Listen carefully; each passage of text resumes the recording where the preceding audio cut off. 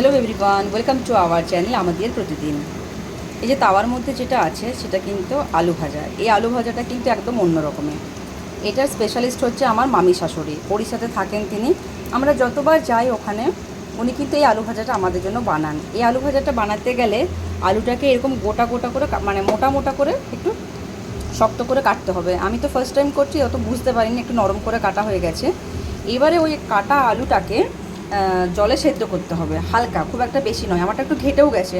এবারে যখন সেদ্ধ হয়ে জলটা হালকা কমে যাবে তখন আদা রসুন পেঁয়াজের পেস্ট, জিরে পাউডার, ধনে পাউডার, শুকনো লঙ্কা, হলুদ আর স্বাদ মতো নুন দিয়ে মশলাটাকে একটুখানি কষিয়ে নিতে হবে। তারপর ওটাকে আলাদা করে নামিয়ে নিতে হবে। ঠিক এইরকম একটা তাওয়ার মধ্যে তেল গরম করে এখন এইটাকে উল্টে পাল্টে ভেজে নিতে হবে। খেতে এত ভালো লাগে। উড়িষ্যাতে তো মানে পাখাল যেটাকে বলে পান্তা ভাত, সেটা খুব ফেমাস। ওটার সাথে এটা কিন্তু খেতে দারুণ লাগে। তা আমার নরম ভাত মানে গরম ভাতের সাথেই খেয়েছি। নরম নরম হয় বেশ দেখতে। আমারটা একটু বেশি নরম লাগছে, অতটা কিন্তু নরম হয় না, একটু শক্ত শক্ত হয়, নামালেই ভালো হয়। এখন এটাকে আমি একবার দিয়েছি, আরেক দিকটা উল্টে ভেজে নেবো।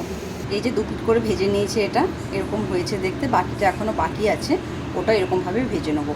গরম গরম ভাত, শুকনো ভাত, একটুখানি ঘি আর তার সাথে এই আলু ভাজা, জাস্ট অমৃত। ভিডিওটি ভালো লাগলে লাইক কমেন্ট শেয়ার করবেন, আমাদের চ্যানেলকে সাবস্ক্রাইব করে আমাদের পাশে থাকবেন। দেখা হচ্ছে পরের ভিডিওতে। ততক্ষণে সবাইকে বাই।